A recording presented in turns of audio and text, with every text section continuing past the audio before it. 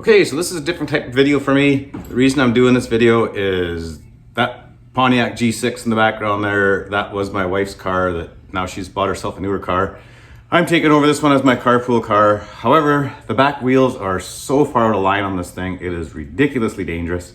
I have tried to research what the solution is for that. I haven't really found anything, so I'm going to try a few things. Hopefully it fixes it. And maybe this video can help someone in the future who finds himself in the same position as me. So this is just the reality of life. As much as I'd rather be working on my toys right now, this is gonna have to take precedent. This thing needs to get fixed because it is scary as F to drive down the highway. As soon as you hit anything slightly slippery, those back wheels are trying to pass the front wheels, and it's not fun. So the one thing I've attempted to do on this thing so far is I changed the rear coil springs. You can see this one was broken. They were very sagged. You don't see it so much in the picture now, but this thing had like ridiculously negative camber on it, and the toes way out to lunch. So since I've actually put the springs in there, it brought the camber back a little bit. It doesn't really show up very good on the pictures here, but anyhow, it's still out of line. I'm going to put some new control arms on it, and the main reason I'm putting control arms on, some new rear control arms here. The main reason why, you can buy these aftermarket camber adjustments for the rear. It'll give you more adjustment than the factory to hopefully pull it back into spec, because I tried to align this before and it's so far out, there's just not enough adjustment left in the factory settings. So hopefully these will help bring it back. That's the kit that I'm using there. I don't see a part number. There's a part number if it helps anybody. Anyhow, I went to go and put these in, and unfortunately they are seized. The old ones are seized solid in the lower control arm bushings. So I'm gonna have to try to cut the old ones out and put new control arms in with these, and then go and align this thing, and hopefully it'll actually be safe to drive again. So these existing adjuster bolts here, they're like cam bolts there to adjust the camber.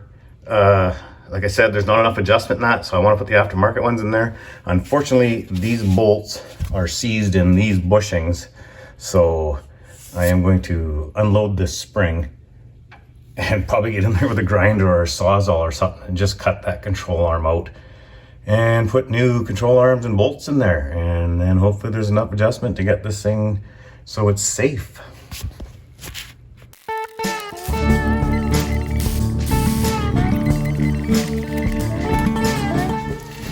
Let's see how this works.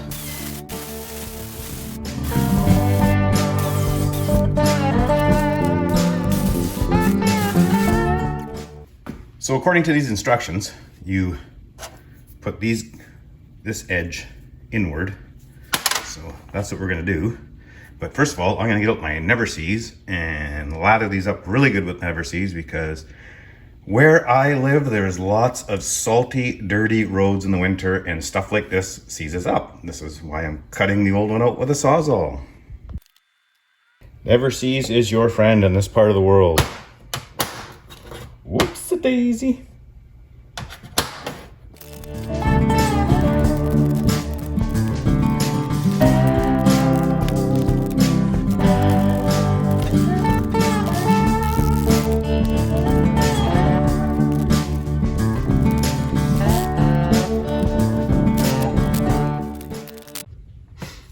Okay, so I put this side back together.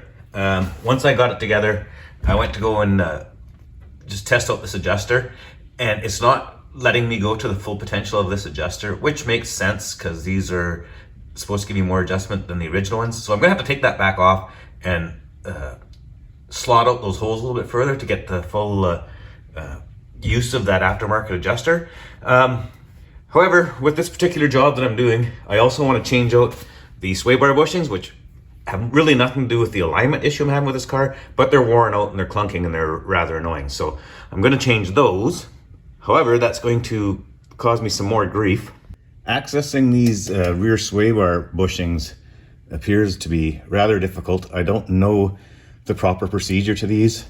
The upper bolt on this side, like in behind there, I have No idea how I'm even going to get in there. And it looks like this bolt is broken off. So this is a gas tank, and I got a broken off bolt right here. I have no idea how I'm supposed to get this top one. So I think I'm just going to drop this whole rear section to remove that broken bolt and access the top ones. I'm hoping like heck I don't have any more bolts that are going to break off because they're rusty. So let's try that and see what happens.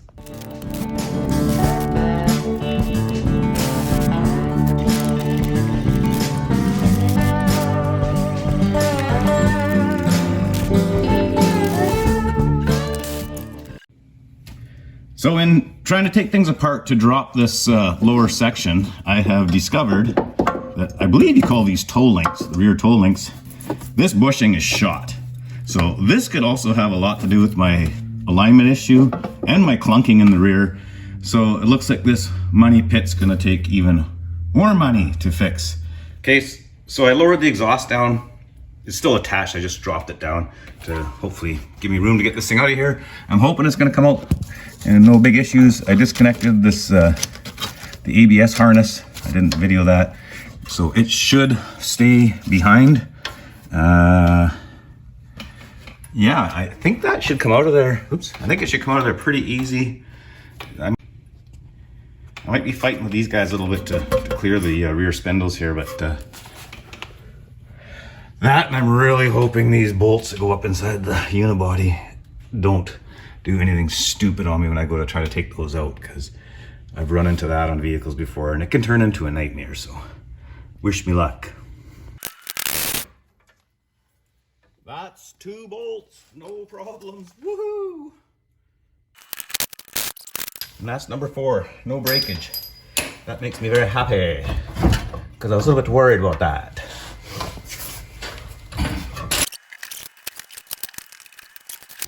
Like I say, I don't know what the proper procedure is, but yeah, those bolts are really hard to access and there's one broken, so this is what I'm doing.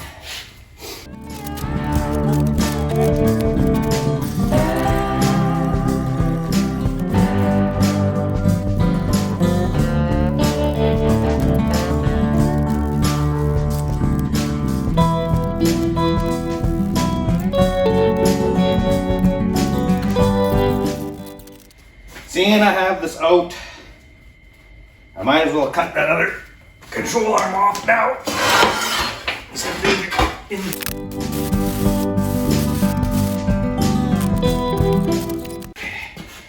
So this thing had too much negative camber. So I need to pull the swing arms, or control arms, sorry, in to kind of rectify that. So I'm more worried about slotting these holes further this way than I am that way, because I don't really need the adjustment that way. I'm more concerned about slotting them this way than I am that way.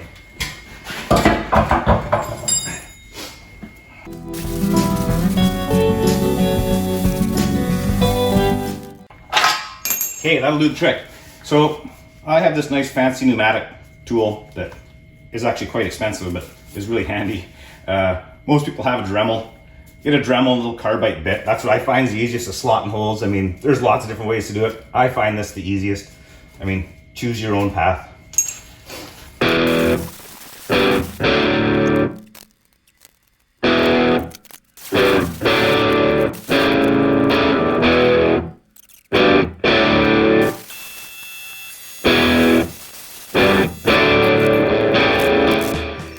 Okay, I just put my Sawzall away because I figured I'm done cutting. And then I thought to myself, you know what, you better try taking those toe links off. I gotta replace them anyhow, but it looks like I'm gonna be replacing the bolts too, because it's the same thing as the control arm. Oh, maybe not. That one just broke loose. Beauty. Okay, so I saved that bolt. Let's see if I get lucky on the other side. Okay, now I'm going to deal with this broken off sway bar bushing bolt right here, which of course, this is typical. They kind of break off recessed in there. And there's some dirt and crap in there. I feel that most people that are watching a video like this have either done this themselves or they've seen it before, but just the same, I'm going to show you how I like to get rid of these. People generally will take a nut and weld it on there. Because it's recessed, I'm going to try to build a little bead up on there first to put this on there. I always like going a little bit oversized nut. I know you can run the risk of welding to the edge of that, but it's hard to weld inside a little nut, so we'll see how this works. The other bonus of this is you're heating it up, so. And hopefully, if I have enough penetration on there, it breaks off. That's just what you want. It is not uncommon that you end up going through a few different nuts trying to get this. I see I didn't get very good penetration on there at all. Attempt 2. Ooh, she's the tight one.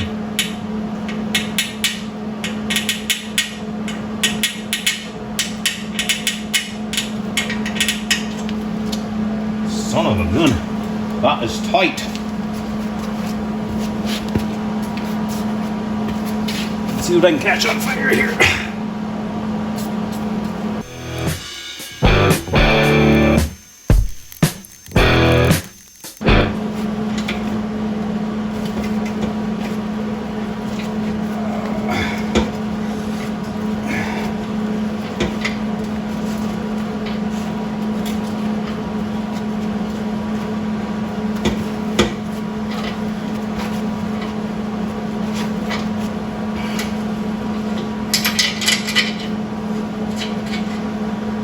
Ta-da!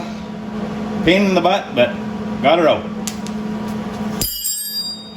Okay, so it turns out that these bolts on the sway bar are 8mm, which surprisingly enough, I actually have one.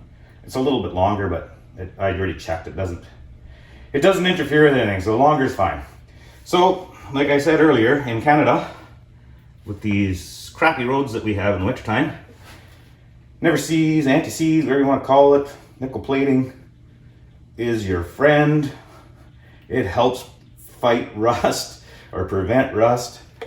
I highly suggest sliming everything up really good with these if you are ever planning on taking it apart again. I'm hoping I don't ever have to take this apart again, but if I do, it should come apart much easier. Because rusted, broken bolts are not fun. They're a pain in the tuchus.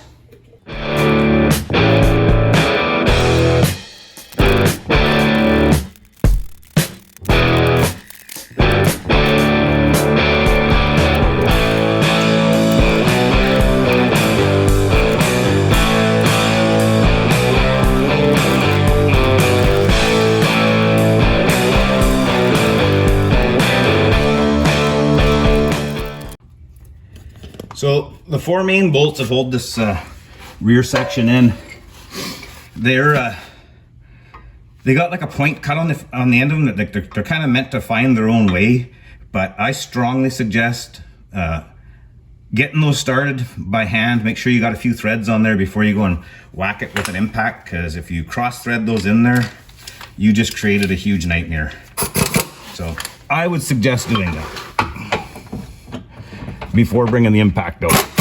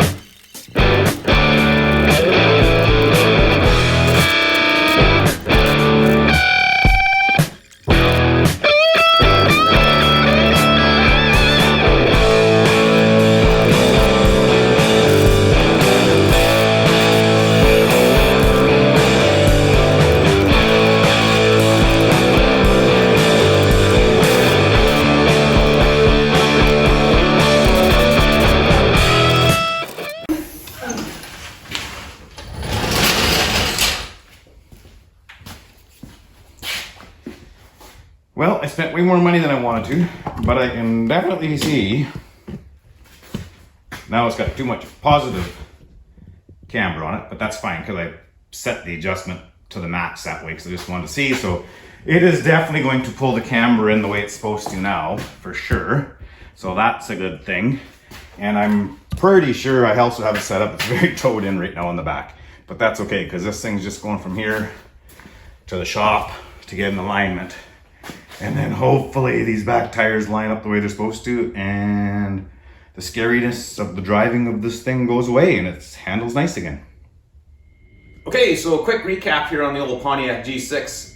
This thing went into the shop where I used to work and my buddy did an alignment on it for me, and it's working great now. There's no scary death trap when you hit slippery icy conditions. It handles quite good. So again, just a quick recap, what did I end up doing? Changed out some rear coil springs that were broken, so those definitely needed to be changed. I was going to put sway bar bushings. I did put sway bar bushings in. Had a broken bolt on the rear cross member. I didn't want to deal with it in the car. Just dropped the whole cross member to get that broken bolt out of there. Demonstrated how to get a broken bolt out using a welder. When I had the cross member out, I realized that the rear toe links had a bunch of play in them, which I didn't realize prior to that, so it ended up being a good thing I dropped it out. So the rear toe links definitely need to be changed. The coil springs definitely needed to be changed. Those two parts alone could have corrected this alignment problem. I'm not sure. I had already purchased the aftermarket Camber adjusting bolts to get more adjustment than the factory. Unfortunately, they were seized solid in the lower control arms. They were rusted right in there, so I ended up cutting out the control arms, putting in new control arms, put the whole thing all back together. Like I say, took it in for alignment. It's working perfect. Very happy. Again, I may not have had to put those adjuster bolts in there, and if you don't have them seized in, then you obviously don't have to change the lower control arms like I did. But had the parts, did it. It's working great. Very happy. So if anyone out there is having a similar problem to this, and this video helps you out, give me a like, a subscribe. Come on back for some more. And to the people that want to see buggy builds and stuff like that, sorry, that'll be in the next one. This is just life. It had to get done. Thanks for watching. Take it easy and have a good one.